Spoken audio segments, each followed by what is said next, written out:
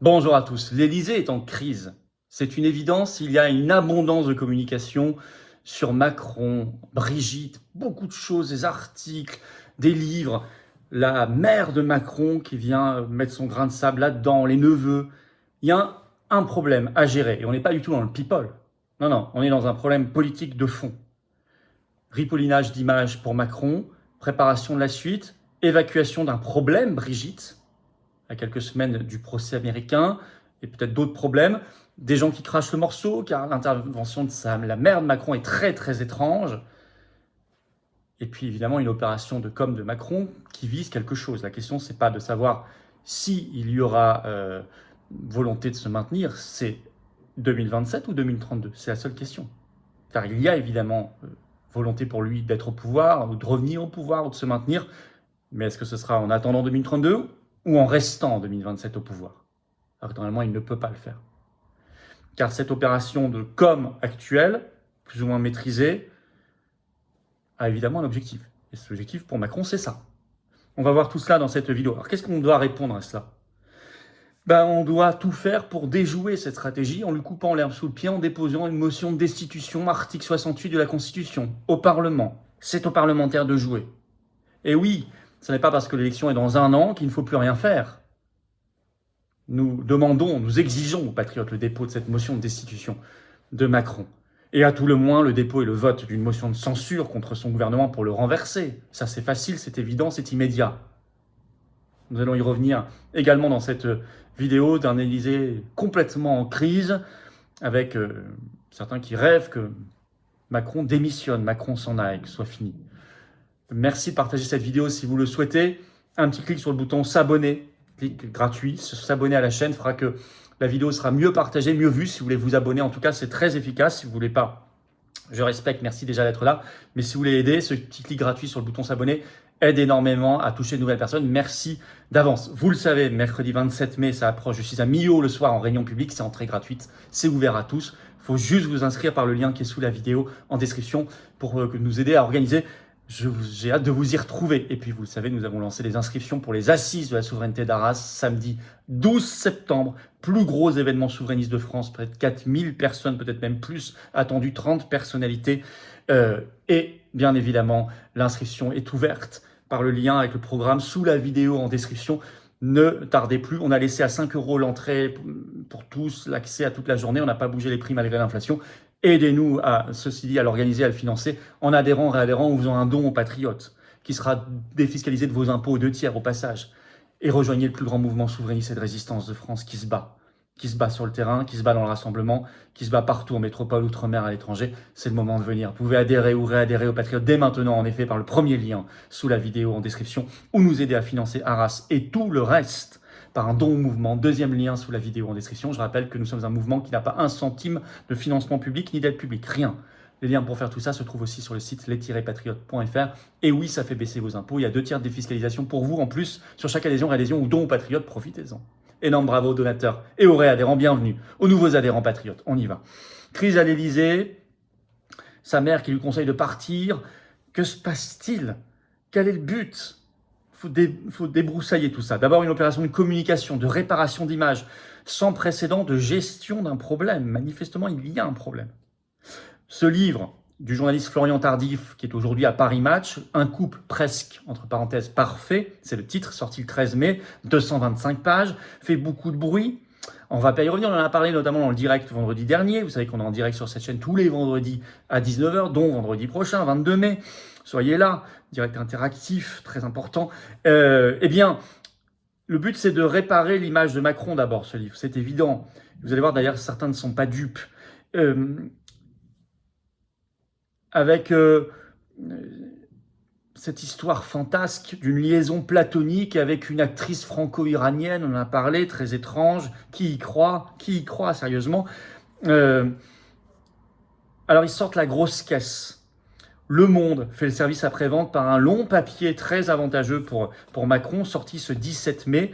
Le titre, Les Macron, un couple dans les affres du pouvoir. Avec changement d'image, Jupiter n'existe plus, Macron n'est qu'un homme, un vrai, qui doute, humain. Le chapeau déjà de l'article dit tout, je cite.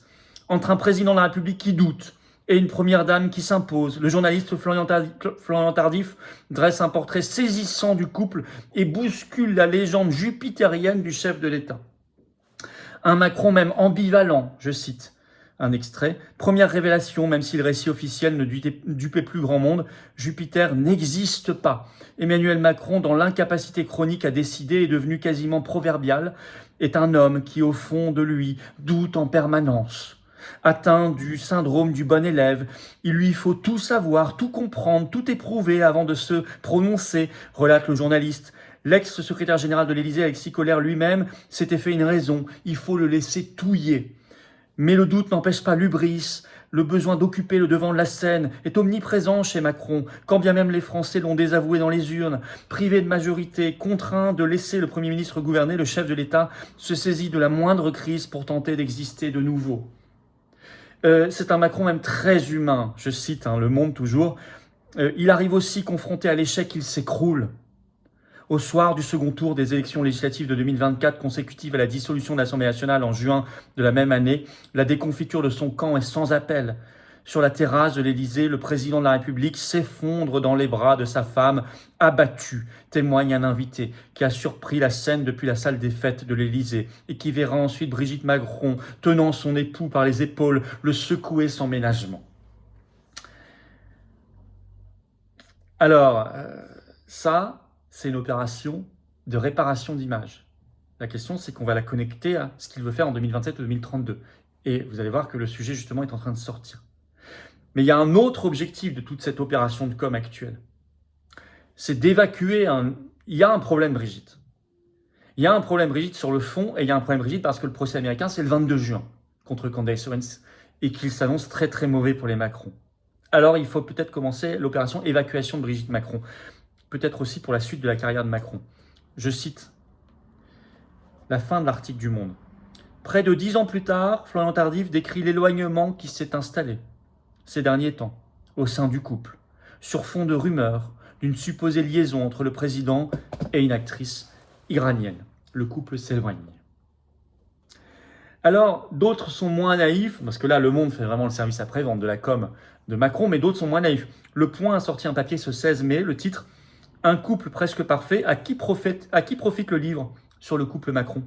Et ils ne sont dupes de rien. Alors, je cite le chapeau de cet article. Avec ce livre, le journaliste politique Florian Tardif signe une enquête intime sur Brigitte et Emmanuel Macron. Mais à quelques mois de la fin du quinquennat, ce portrait amoureux pourrait bien servir, plus qu'il ne dessert, un président en quête de réhabilitation. Évidemment, c'est le but. Alors, ils disent eux-mêmes d'ailleurs que c'est une opération de communication, je cite, « On peut en déduire que le couple a choisi de laisser dire plutôt que de verrouiller sa communication. Signe d'une stratégie assumée. Emmanuel Macron comme Brigitte Macron n'ont à aucun moment entravé mes recherches, écrit Florian Tardif. Cette acceptation d'une forme de transparence est un progrès par rapport à d'autres périodes de notre histoire politique. Quant aux fidèles du couple, vous serez surpris de la franchise et de la lucidité dont ils ont su faire preuve. » Ben voyons. Et en fait, ils ont compris dans cet article du Point, je cite, « En humanisant le couple, Florian Tardif s'attaque à la stature jupitérienne du président et le rend paradoxalement plus sympathique. » Ce qu'on avait décrypté. Scènes de complicité, déclarations d'amour, disputes, doutes, moments en famille.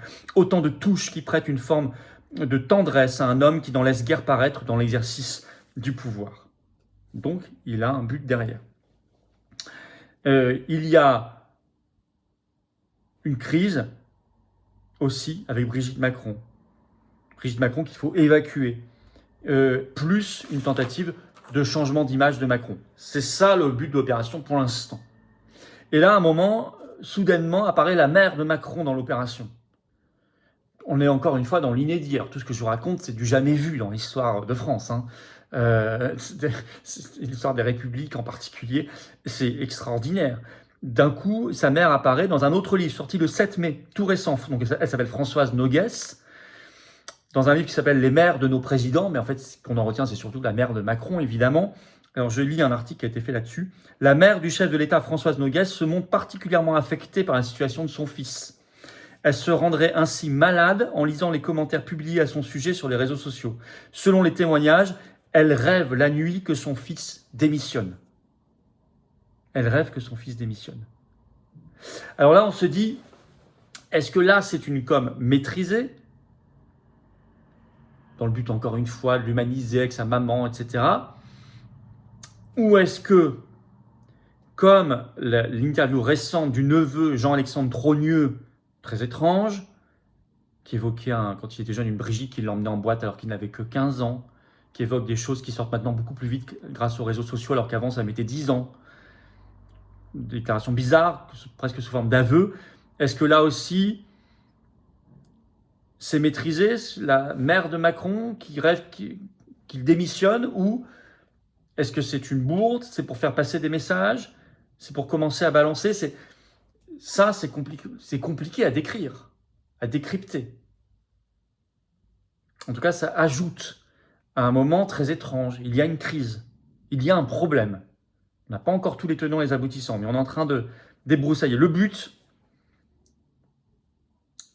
dans cette crise, qui est évidente à l'Élysée, car ça s'agite énormément, il y avait eu avant cela aussi l'interview surréaliste, hallucinante de Brigitte Macron dans la Tribune dimanche, qui évoquait une grande tristesse, son envie de fuir. Tout ça est fondamentalement politique, car il y a 2 échéances pour Macron. Il y a d'abord l'échéance du couple, le procès américain, je le disais, le 22 juin, décalé du 27 avril au 22 juin, contre Candace Owens. Procès extravagant, qu'ont décidé les Macron eux-mêmes, avec le risque d'un énorme fiasco judiciaire pour les Macron. Et donc, l'idée qu'il faudrait peut-être passer à autre chose et évacuer le problème Brigitte. Deuxième échéance plus fondamentale encore pour Macron, c'est comment assurer son retour ou son maintien, 2032 ou 2027. Et là aussi, il y a peut-être le problème Brigitte Macron à évacuer. On sent qu'il prépare son retour ou son maintien, car il a verrouillé tout l'État d'une manière inédite, ça a été beaucoup dit, et il continue, à la tête du Conseil constitutionnel récemment, de la Banque de France, de la Cour des comptes, du Conseil d'État, le médiateur de la République, etc. Tous les hauts postes. Il a tout verrouillé pour des années, voire des décennies. Et puis la suite, par exemple, il y a des articles qui commencent à sortir, comme la Dépêche, ce 18 mai, le titre « Que fera Emmanuel Macron après 2027 ?» Retrait, destin international ou préparation de son retour. C'est le titre. Alors je cite un extrait. « Quand j'aurai fini, je réfléchirai à la suite. Derrière ce discours de retrait affleure une autre réalité. Dans une interview accordée à TF1 en mai 2025, Macron regrettait d'être le premier président de notre histoire qui n'a pas le droit constitutionnellement de se représenter. Et ça, il n'est pas content. Surtout, il refusait alors d'exclure un retour en 2032. Quand j'aurai fini, je réfléchirai à la suite. C'est précisément cette perspective qui nourrit aujourd'hui les hypothèses autour de l'après 2027. Avec la conclusion de l'article, écoutez bien, son après-Élysée pourrait une fois encore surprendre tout le monde. C'est-à-dire peut-être qu'il n'y aurait pas d'après-Élysée. Grâce à quoi? Une guerre. On voit un jeu très dangereux en ce moment avec la Russie. On va suivre ça, on en reparlera. Peut-être au Moyen-Orient. Les virus, on a vu toutes les tentatives récentes. Le jeu surréaliste autour de l'antavirus notamment. De nouveaux états d'urgence, ils viennent de voter l'état d'alerte de sécurité nationale, un nouvel état d'urgence à la main de l'exécutif. On en parlera dans le direct, notamment vendredi. J'avais fait une vidéo là-dessus il y a quelques temps sur la chaîne pour alerter. Tout est possible. Et là-dedans, ce qui pourrait paraître à première vue comme simplement presse people, l'histoire du couple, le livre, n'est pas du tout presse people, c'est fondamentalement politique. Il y a une crise à l'Élysée, il y a un problème à régler, il y a une opération de com', il y a un problème d'image de Macron, et il y a un problème Brigitte Macron, mais il y a en même temps des choses non maîtrisées, le neveu, la maman, et ça. On est bien face au Thénardier de l'Élysée. Face à cela, qu'on ait toutes les tenants et aboutissants ou pas, et on ne les a pas encore tous, on peut quand même réfléchir et comprendre. Face à cela, c'est le premier réflexe de survie qu'on doit avoir, c'est lui bloquer la route, déjouer sa stratégie de communication. Pour cela, ça veut dire refuser de se taire. Ils font leur procès américain? On va en parler. Ils voudraient qu'on passe à autre chose, qu'on regarde ailleurs? Non. Ils ont décidé de le faire, on va en parler. Et on va poser notamment la question de savoir qui paye, qui est la vraie question politique aussi là-dessus, car ça coûte 10 millions de dollars. On ne va pas le lâcher. Deuxièmement, il faut déposer, si on est parlementaire, une motion de destitution au Parlement, selon l'article 68 de la Constitution. Bien évidemment. Pour au moins, par la procédure, le gêner, qu'on en parle, l'embarrasser, qu'elle soit au moins votée à l'Assemblée, même si elle ne sera pas votée au Sénat. Mais il faut le faire. Ça ne coûte rien de le faire. Et c'est très gênant pour lui, ça le bloque. Et puis voter, et ça c'est voter très facilement, une motion de censure pour renverser son gouvernement le cornu. Son gouvernement. Voilà ce qu'il faut faire. Voilà ce que les patriotes demandent à faire, poussent à faire. Écrivez à votre député, votre sénateur, il ne faut pas lâcher le morceau. Venez dans nos événements, partagez si vous voulez bien cette vidéo, aidez à un meilleur partage en vous abonnant à cette chaîne YouTube par un petit clic gratuit sur s'abonner. En dessous, si vous le souhaitez, en tout cas, si vous ne souhaitez pas vous abonner, pas de problème. Mais si vous voulez vraiment pas, mais si vous voulez aider pour que ça touche de nouvelles personnes, un petit clic gratuit sur s'abonner, c'est très efficace, s'abonner à la chaîne.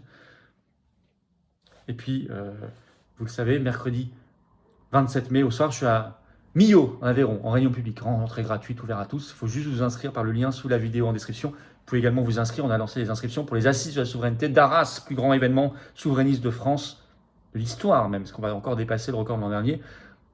Inscription par le lien sous la vidéo en description.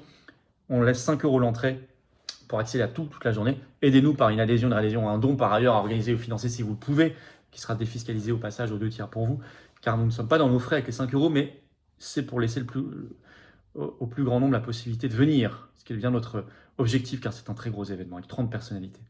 Allez voir tout cela et inscrivez-vous, tardez plus. Et bien sûr, on ne les lâchera pas, ces Thénardier de l'Élysée. Nous, aux patriotes, on ne les lâche pas. Et on ne lâche pas la vérité et le combat contre l'oligarchie euromondialiste. Alors rejoignez-nous dans ce combat. Venez aux patriotes. Pas simplement pour nous aider à faire Arras et tout le reste, quoi que ça aide, mais rejoignez-nous aussi car on est le plus grand mouvement souverainiste et de résistance de France. On défend des très belles valeurs de liberté, de vérité, de justice, de paix, de France libre. Car on se bat dans le rassemblement et dans l'action concrète. Si ce sont vos valeurs, il faut venir maintenant.